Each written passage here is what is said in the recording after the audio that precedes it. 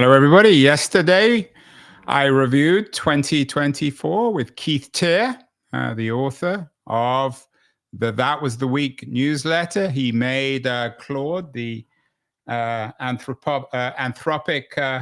AI person of the year. He's cheating a little bit. Today, we're going to look forward, perhaps with the help of AI, perhaps without, to imagine what kind of year 2025 is going to be like. We're going to look into our crystal ball with Keith Teare, the publisher of That Was the Week. Keith, I know you're slightly skeptical of forecasting. Is that because you're always wrong? It's because I know I don't know. What would happen if you asked your friend Claude about 2025? What do you think he would say? Should we ask? We should ask.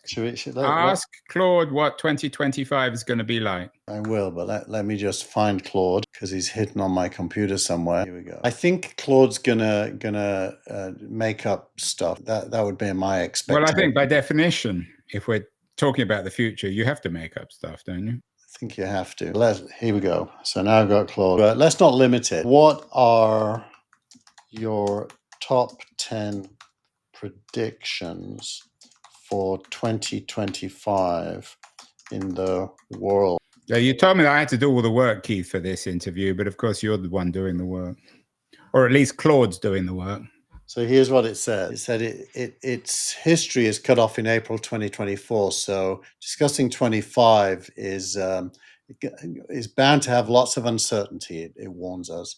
Then it says artificial intelligence is likely to continue rapidly, particularly in multimodal AI that can work with text, images, code, and video. 2, clean energy adoption will accelerate with the automakers having to meet various electric vehicle targets. Space exploration is going to reach new milestones. NASA's Artemis program, returning humans to the moon, being one of those. Quantum computing development is going to continue. You don't have to be an AI to know these things. Let's start with AI then. What's your sense? We've been looking at some of the predictions for 2025. Casey Newton has some interesting ones. Alex Kantrowitz as well. Are there going to be winners and losers in AI? Some people even think that some of the big players might take a step back from AI and acknowledge that it's not their thing. I mean, especially this supposed battle between OpenAI and Altman and Musk. Are those going to be for real in 2020? I think the foundation model competition has to continue because the value of owning the foundation layer is probably measured in trillions of dollars. It would be very hard for Google, Amazon, Microsoft, Salesforce not to be going after that future wealth. But I think they're all in a losing battle to Anthropic, OpenAI. I do think Google's done better than I thought. Gemini is very good and is increasingly able to carry out tasks as well as answer questions. So Google's probably the surprise for me in terms of how good it is, and it probably keep being good in 2020. I don't think anyone gets out of the race. I mean, who could get out of the race? Maybe IBM with its Watson, which isn't real. Maybe they're not in the race. Kantrowitz suggests that Mustafa Suleyman will leave Microsoft. He was, of course, one of the co-founders of DeepMind, then he got pushed out of Google. How important are these individuals like Suleyman or Altman or Musk in the battle for AI supremacy? Do they really matter? I think they matter on the margin in terms of breakthroughs. I've been struck the last 12 days, OpenAI has been releasing a new thing every day. And the teams working on those things have been appearing on YouTube video. I was struck by how young they all are. I imagine in early to mid 30s. That the bench on AI is now very deep. There's lots of good people, but I don't think there's a lot of good people who will make breakthroughs that require out of the box thinking. I think there's a small number of those. I don't know if Mustafa is one of them. Intuitively, I don't feel like he is, but he may well be. Yeah, Microsoft seem, of all the companies, to be in the diciest position because it's still not entirely even clear what their strategy is. Well, you know, their CEO was interviewed this week along with Benioff was interviewed in another thing, and they both talked about the same thing, which is AI agents replacing SaaS, software as a service. Now that is a very big claim. Both companies, by the way, are SaaS, have huge SaaS businesses, so they're really talking about eating themselves or eating their own children, and so you do kind of think that 2025 is going to be the year that proves whether relatively recent infrastructure, SaaS and the cloud, is replaced by AI agents doing what previously required databases and what Satya Nadella called CRUD. That's an interface for a database where you can create or delete or update a task, a record in a database. And they're basically saying, look, that old human being sitting at a screen with a database, updating and editing, that's going away because agents are going to do all that. Although we're not seeing, and you and I have talked about this before, whether could 2025 be the year of agents where we all get our own personal assistant and it's easy to use? You may be able to architect an assistant, but most of us can't. I'd like to think that's true. I mean, I already can imagine having hundreds of agents just for me, for every little But no, I see you may be able to deal with hundreds of agents, but most of us just want one agent. Because they're going to be specialists. There won't be such a thing as one agent. I can guarantee that. If there are agents at all, there'll be many of them. You can have a cooking agent, a shopping agent, a travel agent, a coding agent for task A, and a different coding agent for task B that knows a different language, a teaching agent, an insurance agent, you name it. Your car's going to become an agent. The Tesla can now be summoned and drive all by That's not going to happen in 2025, is it? There's going to be a lot of progress towards it in 25 because it's happening very rapidly now. Yeah, and I, as we discussed yesterday, I'm slightly more skeptical. A year is a short time frame in the history of technology, isn't it? Or am I wrong? You would have thought it was short, but 2024 is things are night and day different than they were at the end of 23. So a lot happens in a year.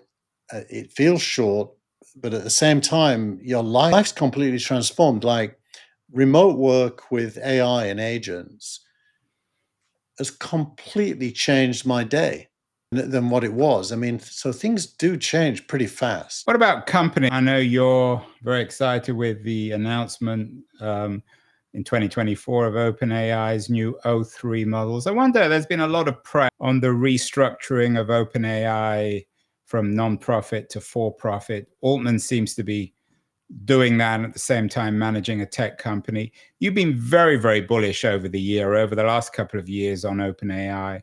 Is it possible that that the politics of running OpenAI and this re-architecting of a non-profit into a for-profit will actually make OpenAI fall behind its competitors, Anthropic, Google, maybe even Microsoft? It doesn't seem as if that's happening. The announcement made over the last couple of days imply that OpenAI is still very far ahead of its rivals technically.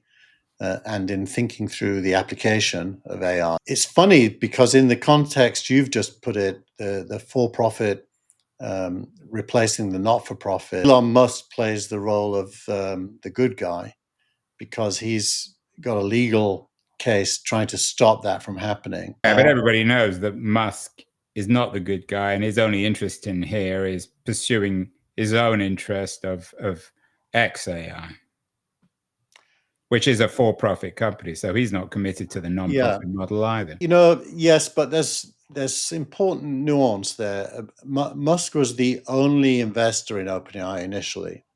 He put up literally all the money for it, and he was the leader of it. And then he got scared. He went on the record saying AI could be dangerous and needs guardrails. And he really strongly believed that OpenAI should be not for profit with guardrails. I think he genuinely feels cheated that Altman is turning it into a for-profit, having used Musk's money and brains and recruiting skills. Well, that's one narrative. I'm not sure everyone would necessarily agree with that. No, I think it's widely believed to be true. Now, has Musk's, that doesn't mean you're wrong, by the way, Andrew, Musk's motives today. There's a whole set of new variables built around Grok, which he just raised $6 billion for. He's self-interested in more than one way. But I do think his grievances are probably quite emotional and quite real and probably merited. There's no doubt politics is going to be really important in 2025 in terms of tech. You mentioned Musk. He's more and more in the news. I mean, his failure, if that's the right word with OpenAI, was a political failure. He didn't know how to manage maybe the board or Altman or his fellow investors. What kind of year do you expect Musk to have in 2025? A lot of people believe that he will fall out of favor with Trump, or that Trump will fall out of favor with Musk and he'll just go off and do his own thing. Do you expect this meteoric political rise of Musk? I mean, a year ago, nobody was even talking about Musk as a political player. Where do you expect us to be in late December 2025 with Elon Musk and his involvement in politics? Well, look, he's becoming a hero of his people. His people now is, the Donald Trump tribe and the Silicon Valley tribe. Also, I mean, as you know, and Silicon Valley is very much divided on Musk. There are those that love him and those that hate him, and I think some who simultaneously love and hate him. Yeah, I think that's the norm, actually, those two. It's very hard to predict the year he'll have. I think if you break it down, SpaceX is going to have a great year. Tesla's introducing at least one new model early in the new year that's the cheaper end of the spectrum. And the Model Y is going to be refreshed.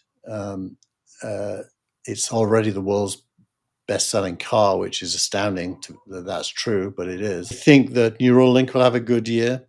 I think Starlink will have a good year. So what might not have a good year is Musk in DC. As we saw yesterday or the day before with the vote on the budget, Republicans are already breaking away from Trump and voting against what Musk wanted to happen. And he's becoming a controversial character. And he's facing the Borg. The Borg lives in DC, and its job is to incorporate everything that comes there. So how does he avoid being incorporated? I don't think he has the disposition to be incorporated, so he's probably going to get angry and frustrated. It's hard to predict where that goes. What about social media? 2 or 3 big stories. The future of TikTok, that may even be decided. Well, that's going to be decided early in the new year. The future of TikTok, at least in the United States.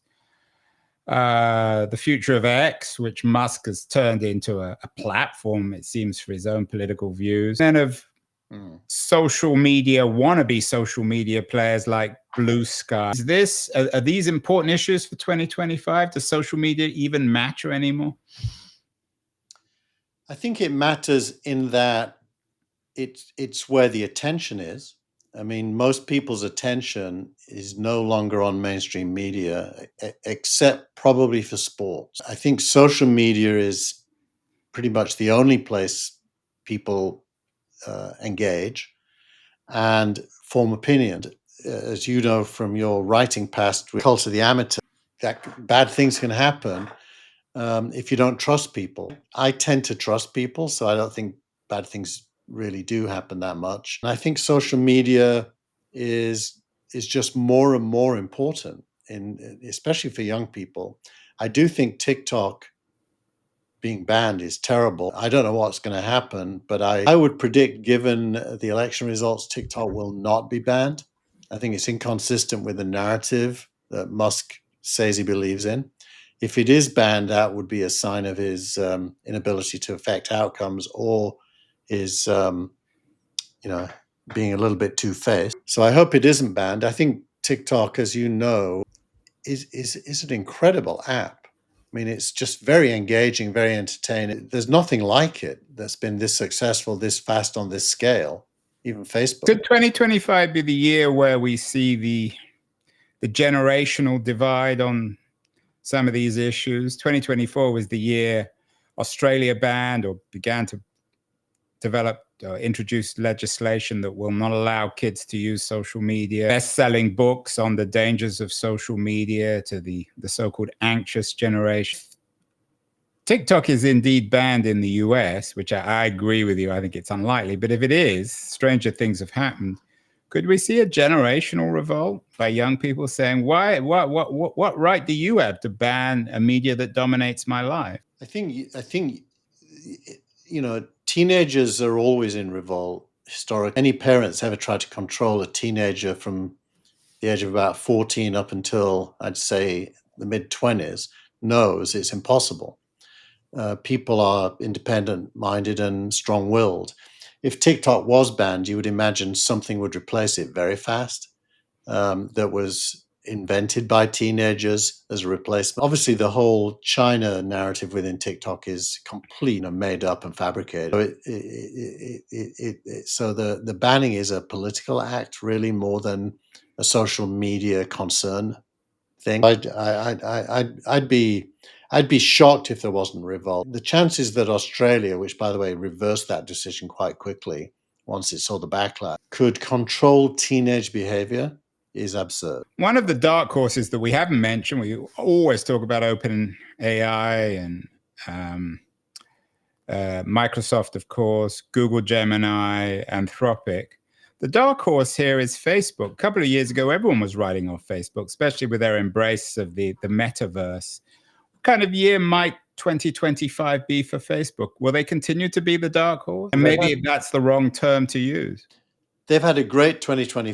They stopped leaking money on the face mask. They built an open source AI called Llama that is very good and widely distributed and widely used. And they made more money from advertising than they've ever made before from more people using Facebook than have ever used it before. They probably are, alongside Twitter, which everyone predicted would fail. Those two are the big Twitter changed its name, didn't it?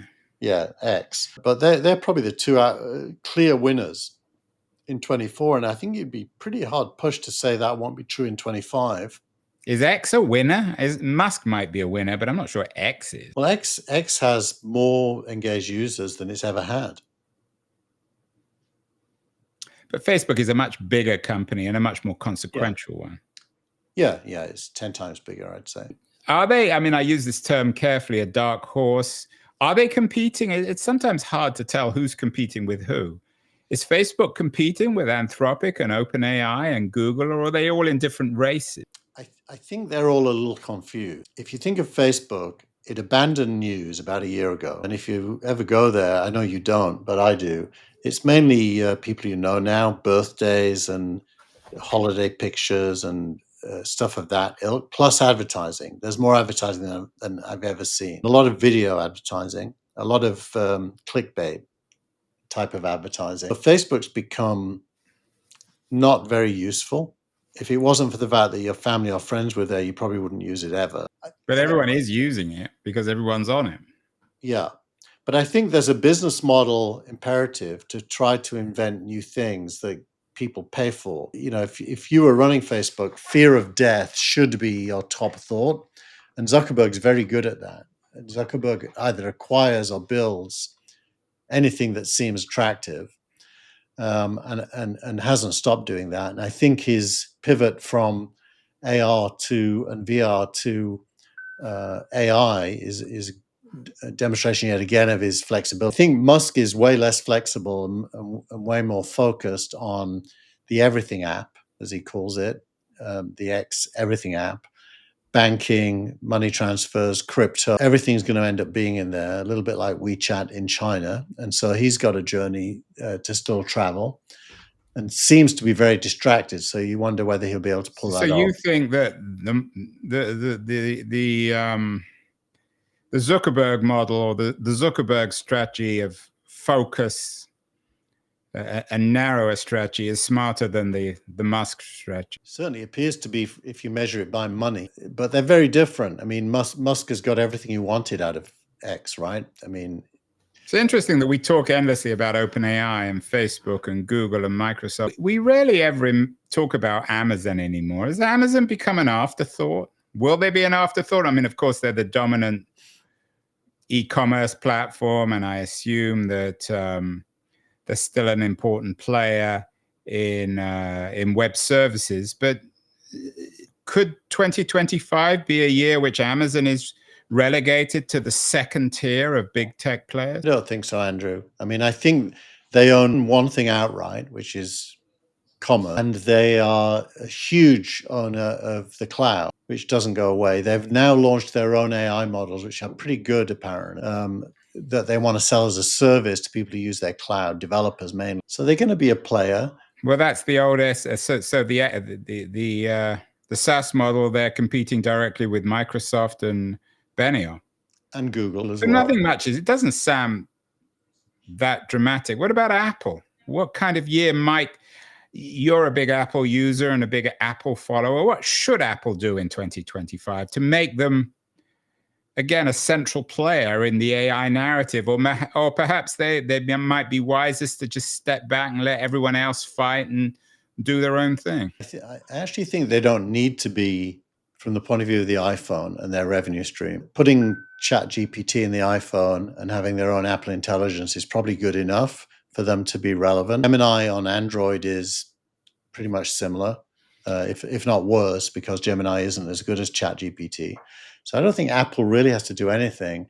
If Apple has a strategic plan, it would be to find products that can move the needle on its revenue. And its revenue is so huge, those products have to be massive in their impact. Clearly, the Vision Pro wasn't. That's a big loser.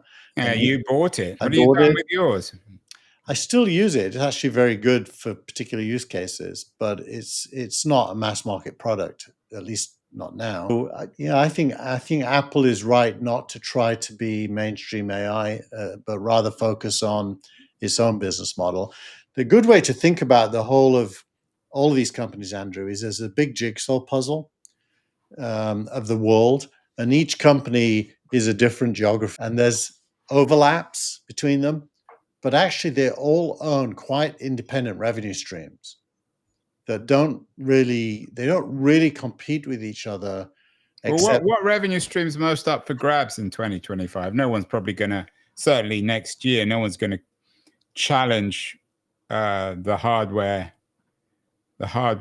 power of Apple. Where are the most interesting intersections where we'll be able to see this time next year the future of big tech? I think it's going to be consumers spending on agents. It'll probably be the second half of the year that really starts to happen. But these are AI agents, algorithms that will help us lead more efficient lives. Yeah, exactly. I think it's consumer revenue. I don't think it's going to be business to business. Enterprise revenue is not that much up for grabs yet. I think that might be 2026. So I'd say consumer-facing AI applications are the most likely. That could include government, depending on what Musk and Ramaswamy does. But they could certainly revolutionize health and education if they wanted to. And speaking of government, Keith, I'm not sure what you're going to do next year. Your dear friend Lina Khan will probably take some university job and no longer be involved in regulating big tech. Is that going to be a big change for 2020? It's going to be a pleasant change, isn't it? I actually watched the All In podcast with Keith Raboy this week. David Sachs is no longer on it. And they're looking for a replacement, by the way, Andrew. I've put your name forward. Yeah, I don't think they'll want. And they're probably more likely to want you. This is the sentence that came out of Raboy's mouth. Lina Khan is famous for writing a paper that was full of rubbish. Well, that's your graduate student remark, which some people might consider a little patronizing. But is she done? Is this whole regulatory impulse finished? Will this new Trump regime with Sachs and Musk involved, will it just let big tech be big tech and in an unregulated way? I doubt it, actually, because I think some of the people Trump is putting in place are still regulators in their brain. But it's going to be more interesting what they choose to regulate. Most people think it'll be more M&A that gets land, more IPOs as well, by the way, is a big prediction. Right, and M&As. But, a lot of predictions about 2025, Thomas Tongus, Alex Kantrowitz. A lot of people believe that there'll be winners and losers when it comes to big tech and regulation. A lot of people are a little skeptical of Google. Some people, I think, Kantrowitz believes that Google will lose its second monopoly case. How do you expect Google to survive or not survive in 2020? A year ago, I would have worried for Google. I think now the atmosphere has changed with the election, and that Google can probably breathe a sigh of relief and not be as threatened. And I think it's quite a profound change when you move from these guys are too big, what's that? The Democrat who hired Lina Khan, the woman who's best known for trying to take on the Elizabeth Warren. Elizabeth Warren.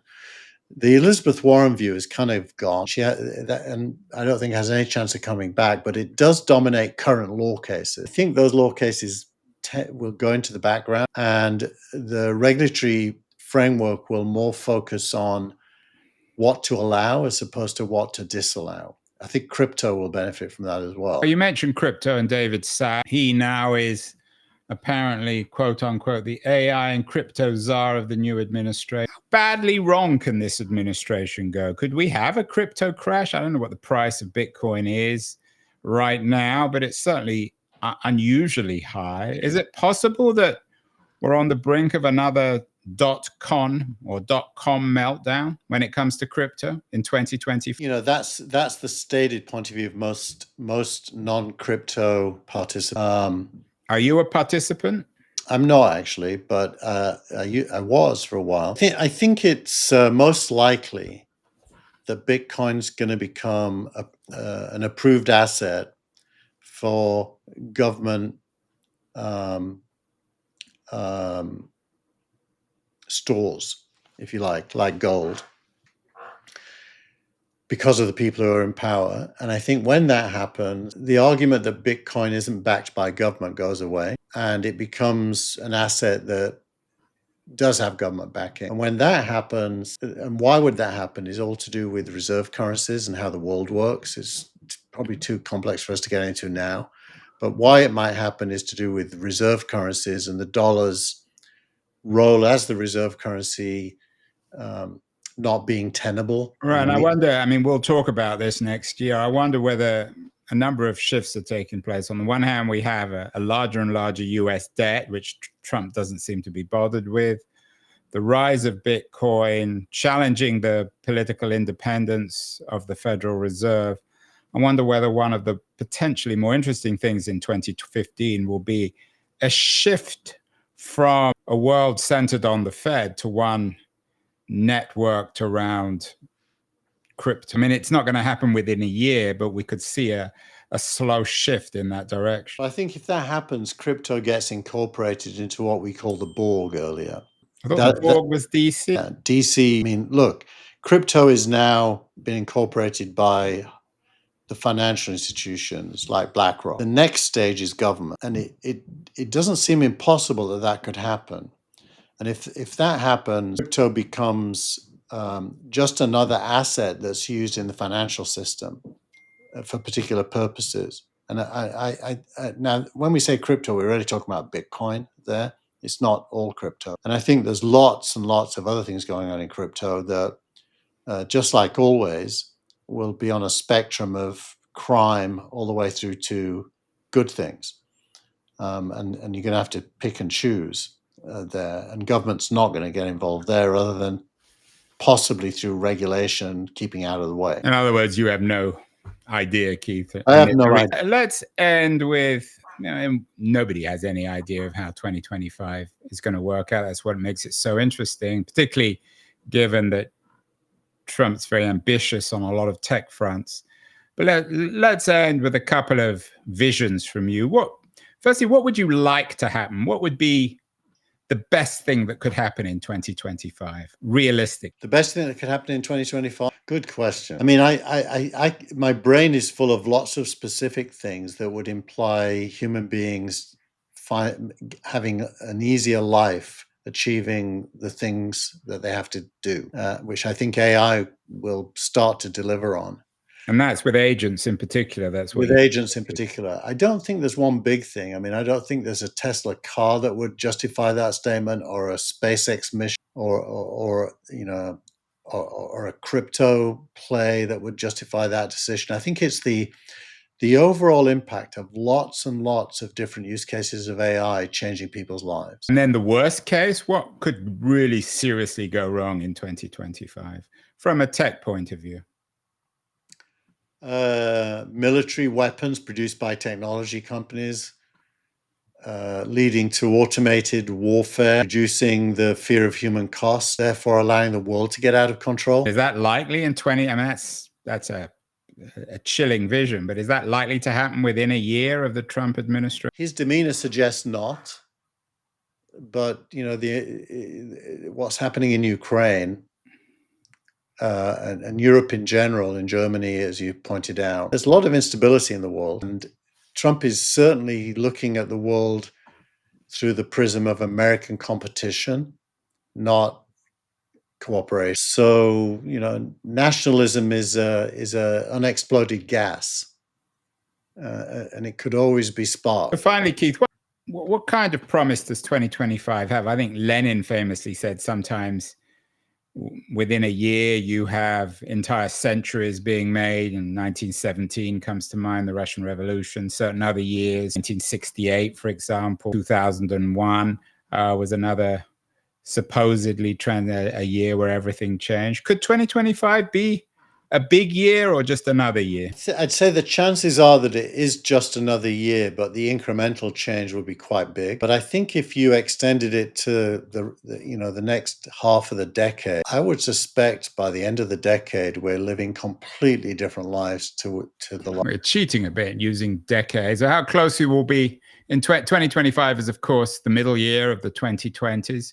Well, 2025, I know this is a dumb way of putting it, but I can't think of anything else. Will we be closer to 2030 or 2020 in 2025? We'll be closer to 2026 for sure. There's going to be a leap. At some point, there's going to be a leap. And the leap is really all about the application of AI to specific things. It's already possible. You know, Alexandra Greenhill is in the chat here, says she loves the analogies I use, and she mentions the unborn baby, the unborn child.